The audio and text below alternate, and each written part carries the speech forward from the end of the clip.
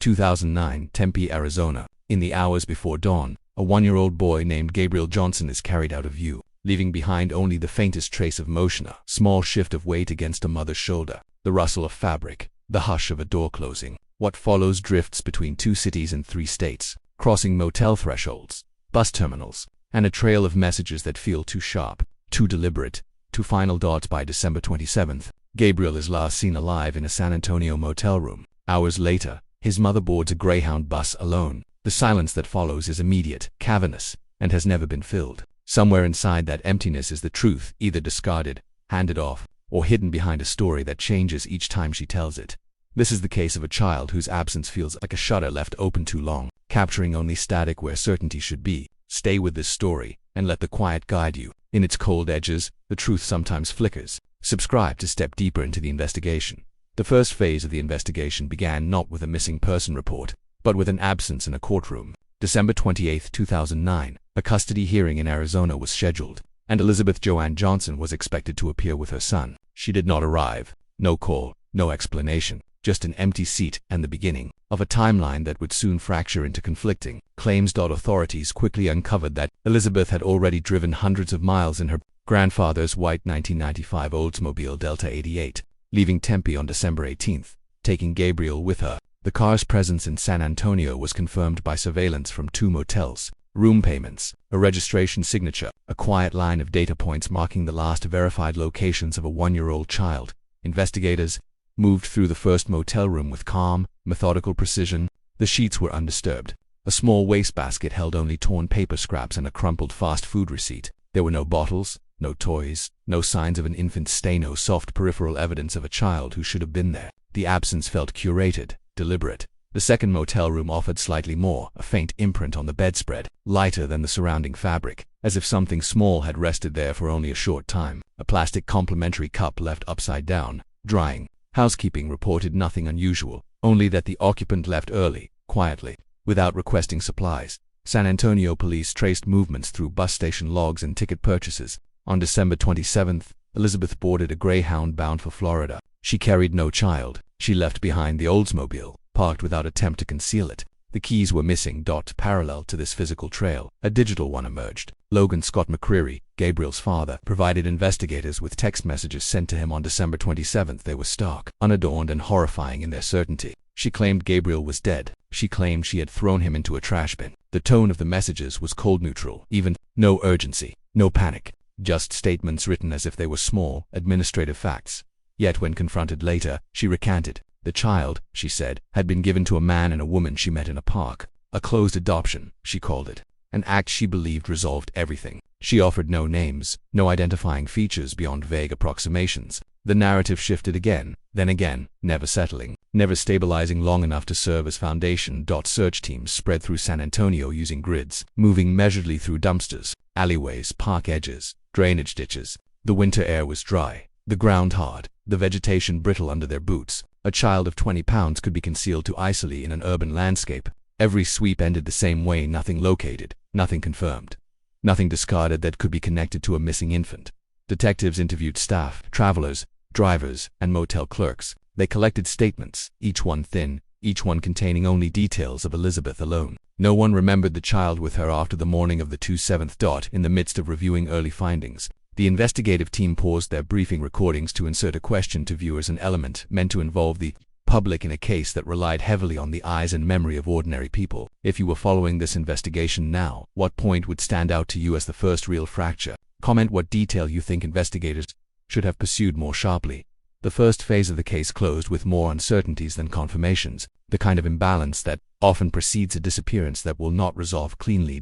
In the days that followed the initial searches, investigators shifted focus from physical ground sweeps to the subtler distortions embedded in the timeline itself. What stood out first was the interference, small, persistent anomalies that surfaced when detectives attempted to reconstruct Gabriel's last verifiable hours. The motel surveillance systems, for instance, produced footage marked with unexpected static bursts, brief distortions that interrupted only the windows of time when Elizabeth was confirmed to be inside her room. The frames did not vanish. They wavered, as if the camera's attention faltered. When technicians reviewed the times, they found slight inconsistencies, seconds that ran too long or too short, drifting out of alignment in a way that should not have occurred on stabilized digital systems. Not enough to suggest tampering, but enough to make the timeline feel softened around the edges. During interviews with the bus terminal staff, investigators asked about December 27th. Some recalled a woman traveling alone. One remembered her carrying a blanket folded tightly against her chest, though he could not say whether anything rested inside it. Another described her as focused, eyes forward, unblinking. Each account differed, overlapping only in tone. Something about her movements had seemed decisive, almost rehearsed. Back in Arizona, officers revisiting Elizabeth's apartment found an odd detail. The wall calendar had been left open to December, the final week blank except for a single line scrawled in a narrow, deliberate script. It read simply, "Done." The handwriting was hers, but the ink-thin, nearly translucent suggested it had been written quickly, perhaps under low light. Meanwhile, private investigator Ken Gamble began constructing his own parallel map of events, charting possible handoff points in San Antonio parks, bus stops, motel corridors. But when he attempted to match Elizabeth's account of the couple she claimed to have met, a man and a woman in their 30s or 40s, no witnesses recalled such a pair. No motel staff remembered them. No nearby park visitors fit the description. It was as though this couple existed only within Elizabeth's shifting narrative. San Antonio law enforcement also documented a strange incident reported by a patrol unit. A baby's cry heard faintly, near a line of dumpsters behind a closed restaurant. On the night of December 27th, officers searched the area thoroughly but found only the hum of refrigeration units and wind pushing through a narrow service alley. In the official notes, the sound was attributed to mechanical echo. Still, the notation remained. The Oldsmobile itself yielded another quiet irregularity. Inside the trunk, beneath the felt lining, investigators discovered a faint outline in the dust, the shape of something rectangular having rested there recently, removed only hours before the car was abandoned. The imprint was too small for luggage, too shallow for equipment. It measured roughly the width and height of an infant car seat, though no seat was ever located. The investigative board grew cluttered with overlapping theories, none fully compatible with the others. Some pointed toward Elizabeth's original claim of harm, others leaned toward her later recantation. A few investigators noted the third confession, this one in jail, subdued, unprompted, and again claiming death. The contradictions made the case feel like a corridor with doors that refused to stay open. When forensic analysts reviewed the voicemail logs from Elizabeth's phone, they found segments that cut off mid-word, as though the recordings had been clipped by a failing signal. Yet the tower data showed strong, stable coverage at every point along her route. The interruptions remained unexplained. As tensions deepened and the investigation pressed into its more dissonant territory, the documentary narration offered a quiet moment of engagement, a reminder to viewers that cases like these are shaped by countless small inputs. If you are watching and attempting to trace this timeline yourself, consider supporting the search by liking the video. Engagement pushes these stories further, and sometimes further is exactly where answers wait. Gabriel Johnson was only 1 year old at the time of his disappearance. To those who knew him, he was quiet, small for his age, with brown hair that caught the light in soft waves. Photographs show him perched in a high chair, hands smeared with crumbs, eyes wide, reflecting an innocence untouched by the complexities that would soon engulf him. The images, frozen in time, became the closest the public and investigators would have to direct contact with the child. Family members described him as alert, responsive to voices, and curious about small movements, a toy, a shadow across the floor, the flick of a parent's hand. His father, Logan McQuarrie, had been in the process of formalizing custody, seeking to create a stable environment for Gabriel. Yet that stability was shattered before it could take root. The absence of the boy turned routine spaces, motel rooms, cars, parks into landscapes of speculation, each corner potentially hiding him or concealing the truth of what had happened. Elizabeth Johnson's interactions, as documented by text messages and court testimony, cast further ambiguity. She oscillated between affectionate reference and alarming declarations. On December 27th, she sent messages claiming Gabriel was dead, then later recanted, asserting he had been given to another family. Each statement pulled investigators, family, and observers into a delicate balancing act between fear and hope.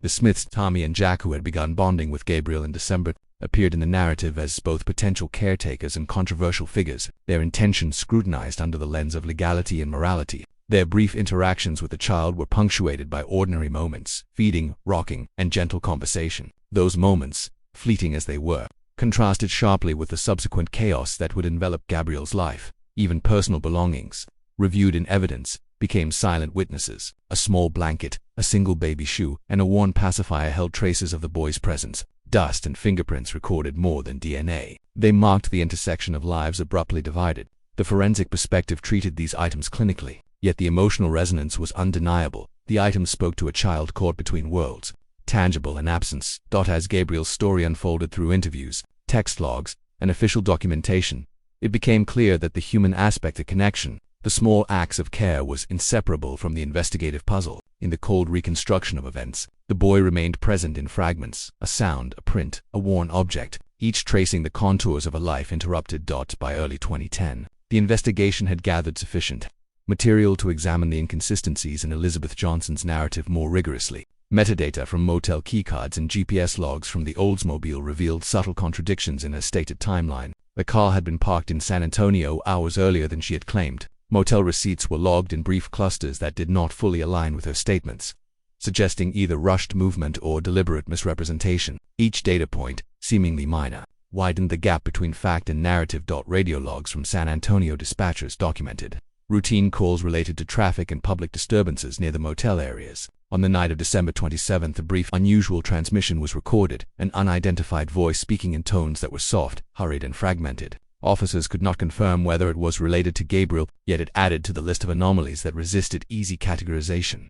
Evidence contradictions multiplied when investigators reviewed Elizabeth's multiple confessions. In the first, she claimed she had killed Gabriel. In the second, she stated she had given him to a couple she met in a park. In the third, while in jail, she again confessed to homicide, this time with no additional context. Each version carried fragments of verifiable details, yet none could be fully corroborated. The inconsistencies were not only frustrating, but hinted at a narrative shaped to conceal specific truths while exposing others in oblique ways. Investigators followed potential leads on the couple Elizabeth claimed to have entrusted with Gabriel. Interviews, neighborhood canvassing, and public inquiries yielded nothing conclusive. Surveillance footage showed no individuals matching the description, and motel records revealed no registrations under suspicious names. The trail appeared to evaporate, leaving behind only questions and partial traces.